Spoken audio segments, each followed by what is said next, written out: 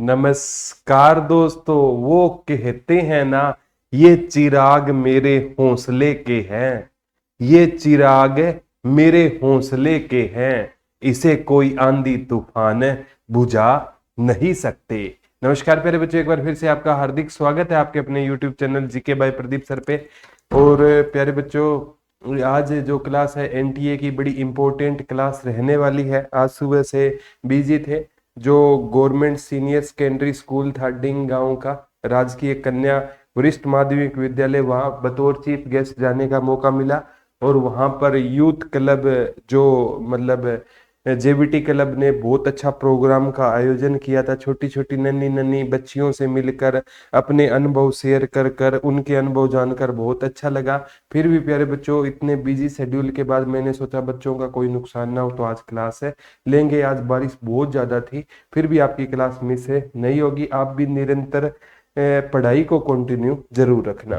तो इसकी जो पीडीएफ है जीके भाई प्रदीप सर के ऑफिशियल टेलीग्राम से ले लेना। हरियाणा की पहली महिला राजनीतिज्ञ कौन है जिन्होंने राज्य के राज्यपाल के रूप में कार्य किया?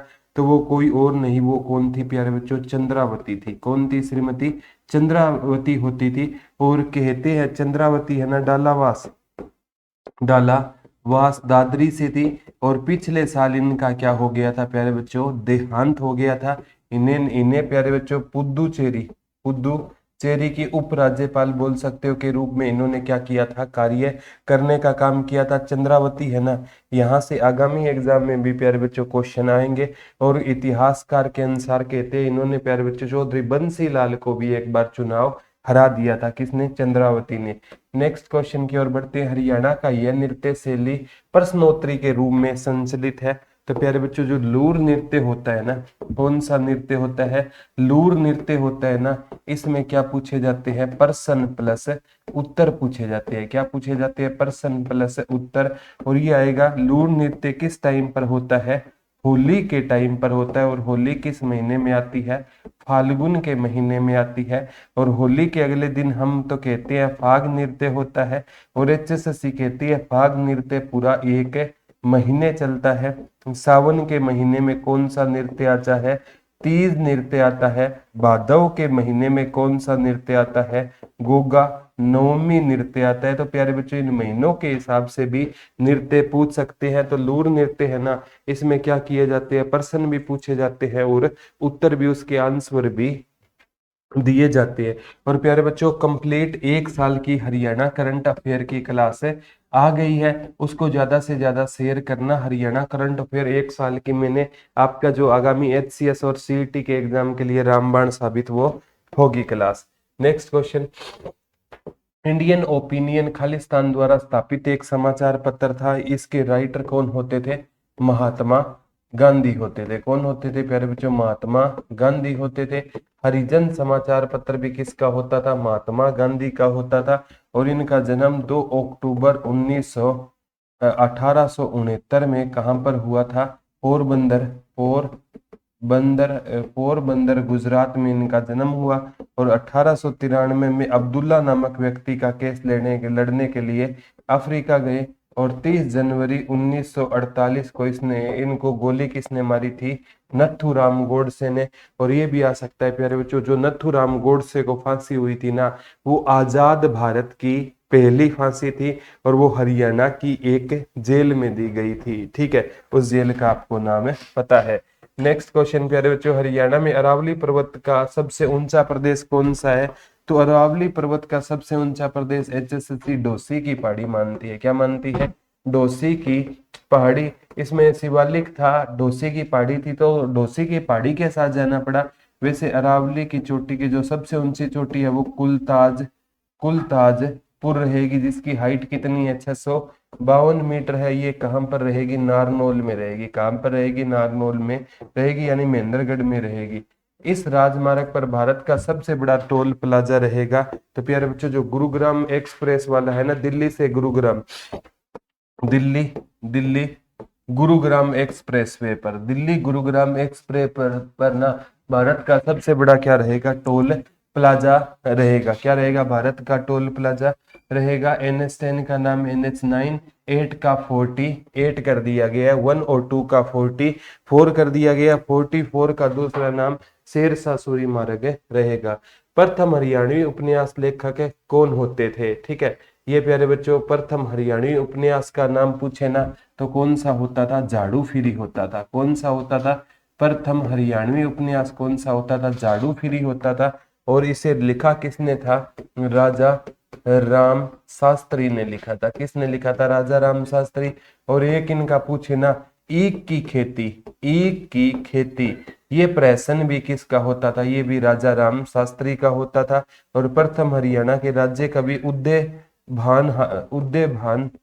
उदयभान हंस हुआ करते थे। और उनकी रचना पूछे तो देश हरियाणा किसकी रचना होती थी? देश हरियाणा उदय भानु हंस की क्या होती थी? रचना होती थी। हरियाणा को कितने भागों में बांटा गया है? बहुत इंपॉर्टेंट क्वेश्चन रहेगा। मंडल बने हैं। और वैसे हरियाणा को कितने भागों में बांटा गया है? 4 भागों में। कौन कौन से 4 भाग है?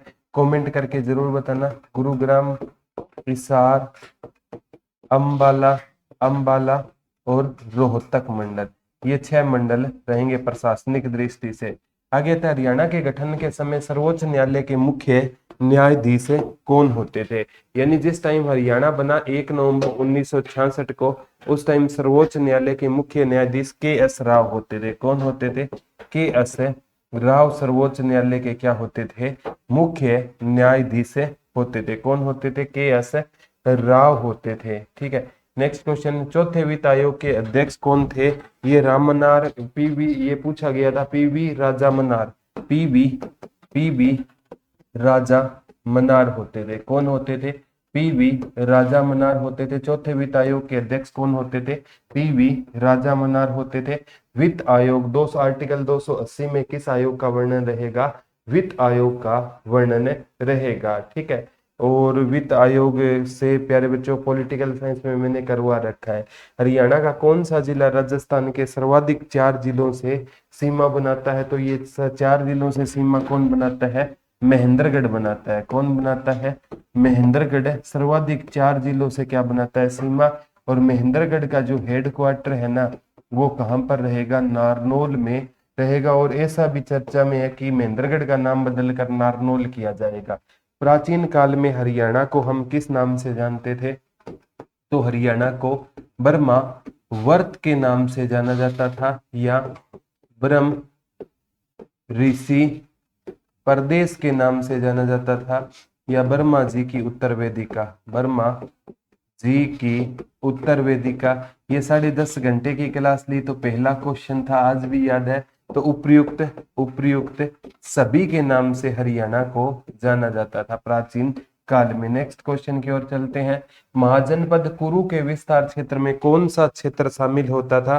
तो कुरु के विस्तार क्षेत्र में एक तो दिल्ली शामिल होती थी, एक हरियाणा शामिल होता था, और एक मेरठ शामिल होता था।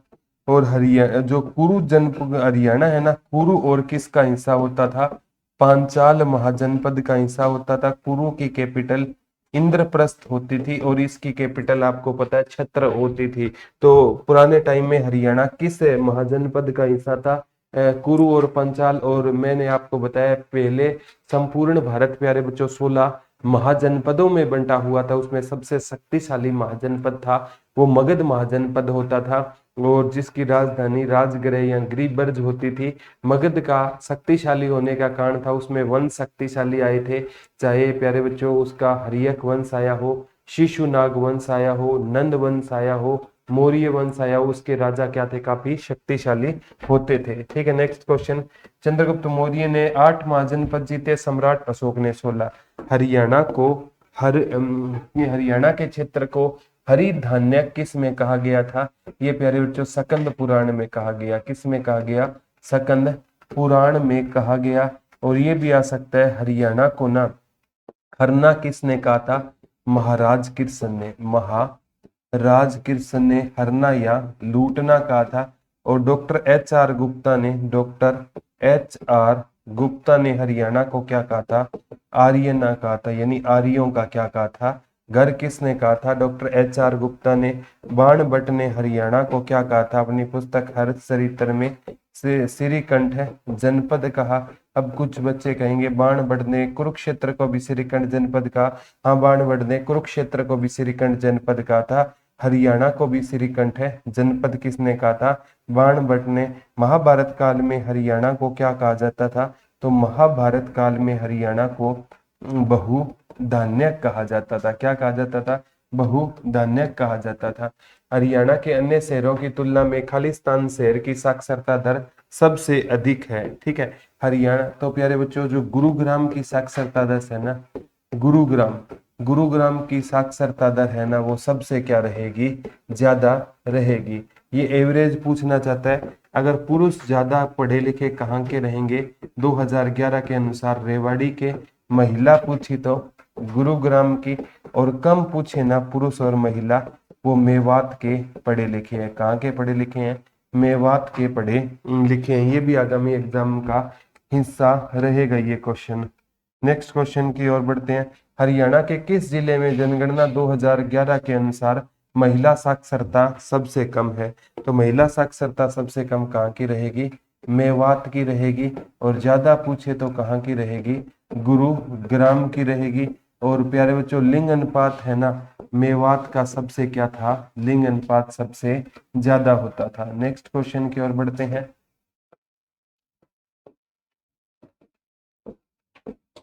इनके स्थापना वर्ष के अनुसार इनमें हरियाणा का प्राचीनतम वन्य जीव अभ्यारण्य कौन सा रहेगा? तो वो दिए हुए थे प्यारे बच्चों, उसमें ना सबसे प्राचीनतम कौन सा था?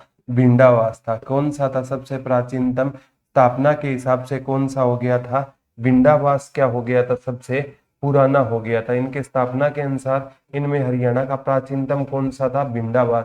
मोरनी हरियाणा के पंचकुला जिले स्थित प्रजनन के उद्देश्य से निर्मित केंद्र है। ठीक है, मोरनी हरियाणा के पंचकुला जिले स्थित प्रजनन केंद्र खालिस्तान के प्रजनन के लिए उद्देश्य से निर्मित केंद्र है। मोरनी, ये मोरनी कहाँ पर रहेगा? पंचकुला। यहाँ पर एक केंद्र का नाम पूछना चाहता है प्यारे बच्चों, जो फीसेंट प्रजनन केंद्र कहाँ पर रहेगा? तो फीसेंट प्रजनन केंद्र कहाँ पर रहेगा? मोरनी पंचकुला में रहेगा। कहाँ पर रहेगा? फीसेंट प्रजनन केंद्र कहाँ पर रहेगा? मोरनी पंचकुला में रहेगा। और टांगरी नदी है ना, वो पूछा जाएगा किन पहाड़ियों से निकलती है? तो टांगरी नदी है ना, ये मोरनी की पहाड़ियों से निकलती है। और मोरनी की पहाड़ियां कहाँ पर रहेगी? आपकी पंचकुला में रहेगी। मोरनी की पहाड़ियों की सबसे ऊंची चोटी कौन सी है? करो रहेगी। हरियाणा में 2 राष्ट्रीय उद्यान है, उनमें एक सुल्तानपुर है। तो एक सुल्तानपुर है, तो दूसरा कौन सा रहेगा? कलेसर नेशनल पार्क रहेगा। और ये प्यारे बच्चों किसके वृक्ष के लिए जाना जाता है? साल के वृक्ष के लिए फेमस है। यहाँ पर कौन सी बिल्ली पाई जाती है? चितकबरी। चितकबरी क्या पाई जाती है? बिल्ली पाई जाती है। और कौन से मुर्गों के लिए फेमस रहेगा? ये लाल जंगली मुर्गों के लिए क्या रहेगा? ये फेमस रहेगा। ये भी क्वेश्चन आगामी एग्जाम में पक्का दिखा दूंगा आपको। वर्तमान में हरियाणा में कुल कितने संरक्षित क्षेत्र है? तो जैव ये संरक्षण क्षेत्र कितने रहेंगे? 2 रहेंगे। कितने रहेंगे प्यारे बच्चों? संरक्षक है। जैसे वन्य जीव अभियान अभी भी HSSC कितना मानता है? 8 मानता है। जैव आरक्षित क्षेत्र कितने हैं? 2 जैव आरक्षित क्षेत्र है। और 2 ही प्यारे बच्चों संरक्षित है। ठीक है, तो ये भी आपने, जैसे आपने सुना होगा प्यारे बच्चों, सरस्वती जैव आरक्षित क्षेत्र कहाँ पर रहेगा? वो कैथल में रहेगा। कहाँ पर रहेगा? कैथल। और कुरुक्षेत्र की वैसे बाउंड्री पर है, लेकिन उसको कहां पर काउंट किया जाएगा? कैथल में काउंट किया जाएगा। जैसे वीरवाड़ा कहां पर रहेगा? जींद में रहेगा। ठीक है, नेक्स्ट क्वेश्चन की ओर बढ़ते हैं प्यारे बच्चों। हरियाणा के खालिस्तान में मोर और चिंकारा प्रजनन केंद्र है।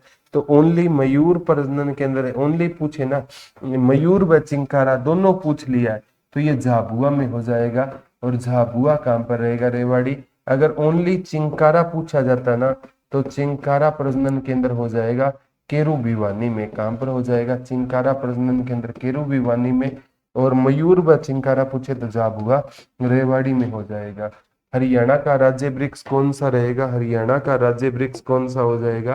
प्यारे बच्चों, इंपॉर्टेंट है हरियाणा का राज्य वृक्ष। एग्जाम में काफी बार ये क्वेश्चन आ चुका है। ठीक है, तो हरियाणा का जो कोई भी है ना प्यारे बच्चों, जैसे स्वीट पूछे तो कौन सी हो जाएगी? जलेबी हो जाएगी। कौन सी हो जाएगी? राज्य वृक्ष पूछे तो कौन सा हो जाएगा, पीपल हो जाएगा। खेल पूछे तो कौन सा हो जाएगा, कुश्ती हो जाएगा। गीता का उपदेश किस पेड़ के नीचे दिया गया, बरगद के नीचे, वो पूछे तो ब्लैक फ्रैंकोलिन हो जाएगा।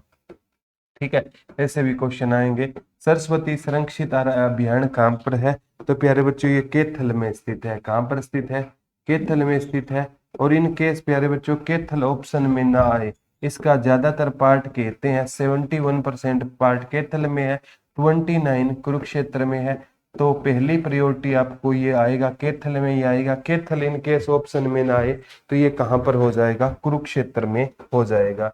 नेक्स्ट क्वेश्चन, हरियाणा के खोल ही रेतान वन्य जीव अभियान की स्थापना किस वर्ष हुई। ये प्यारे बच्चों आपके लिए जो किसके लिए रहेगा, होमवर्क के लिए क्वेश्चन रहेगा। आपको बताना है खोल ही रेतान वन्य जीव अभियान कब बना था। और प्यारे बच्चों जो HSSC CET का जो बैच है ना, कंप्लीट बैच रिकॉर्डेड मात्र 499 रुपए में आप ले सकते हो। रिकॉर्डेड नंबर है 74,978,40047। 22 टीचरों की क्या रहेगी इसमें टीम रहेगी, आराम से आप इसे ले सकते हो। नेक्स्ट क्वेश्चन की ओर बढ़ते हैं।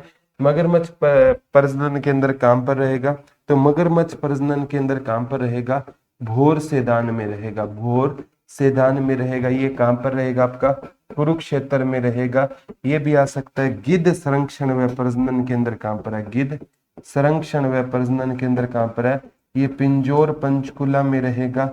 रेड जंगल फाउल, रेड जंगल फाउल प्रजनन केंद्र कहाँ पर है, तो ये भी कहाँ पर रहेगा, पिंजौर पंचकुला में रेड जंगल फाउल प्रजनन केंद्र रहेगा। और वो पूछे ना प्यारे बच्चों, काला तीतर प्रजनन केंद्र, तो काला तीतर प्रजनन केंद्र कहाँ पर हो जाएगा, पीपली कुरुक्षेत्र में हो जाएगा। काला तीतर की जन्म स्थली पूछे तो कौन सी हो जाएगी, सिरसा। और ये भी आ सकता है, काला तीतर है ना किस वन्य जीव अभियान में सबसे ज्यादा पाया जाता है, तो अबूबसैर वन्य जीव अभियान है जो सिरसा में है, वहां पर काला तीतर क्या पाया जाता है प्यारे बच्चों, सबसे ज्यादा पाया जाता है। ब्लैक फ्रैंकोलिन आप बोलते हो।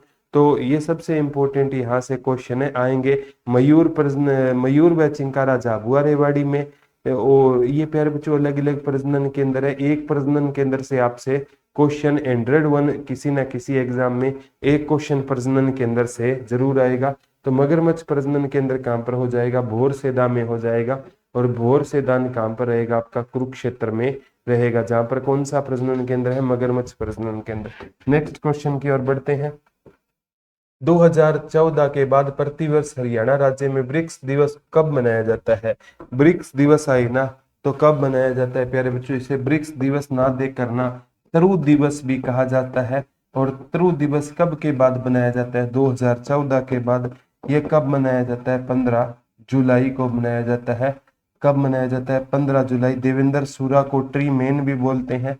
और 15 जुलाई को हरियाणा है ना अपने 2 जिलों का बर्थडे बनाता है। एक जो फतेहाबाद है ना, इसका भी बर्थडे 15 जुलाई को होता है। और एक झज्जर है ना, इसका भी बर्थडे कब होता है, 15 जुलाई को होता है। तो 15 जुलाई 1997 को आपका फतेहाबाद बना था, जो फिरोज शाह तुगलक ने 1351 में बसाया था। और झज्जर भी 15 जुलाई 1997 को बना था। तो प्यारे बच्चों इसीलिए पंडित जसराज है ना, उनका संबंध है ना आज भी हिसार से माना जाता है। और हिसार से फतेहाबाद अलग हुआ था, 15 जुलाई 1997 को हुआ था। तो फतेहाबाद की कोई चीज आपको लगे ना फतेहाबाद में है और फतेहाबाद ऑप्शन में हो ना हो तो आप हिसार के साथ है जा सकते हो। ऐसे बहुत से क्वेश्चन मैंने देखे हैं। तो ये आज का टॉपिक था। और सारे बच्चे है ना कमेंट करके बताना आज का टॉपिक है कैसा लगा। और प्यारे बच्चों जब तक आप कमेंट नहीं करोगे ना तो हमें पता नहीं चल पाएगा कि हमें कहाँ पर सुधार करने की जरूरत है। और मैं हमेशा मानता हूँ कोई भी टीचर अच्छा नहीं होता, उसके प्यारे प्यारे नन्हे नन्हे बच्चे उस टीचर को अच्छा बनाते हैं। तो कोई भी आपको गिला शिकवा शिकायत कोई भी हो तो आप कमेंट करके जरूर बताने का कष्ट करें। तो आज के लिए इतना ही है, कल आपसे दोबारा हम रूबरू होंगे। तब तक के लिए हंसते रहिए, मुस्कुराते रहिए, अपना और अपनों का ख्याल रखिए। और वही बात है, एजुकेशन को रुकने मत देना। दुनिया खैरियत नहीं हैसियत पूछती है। धन्यवाद दोस्तों, जय हिंद, जय भारत, लव यू ऑल।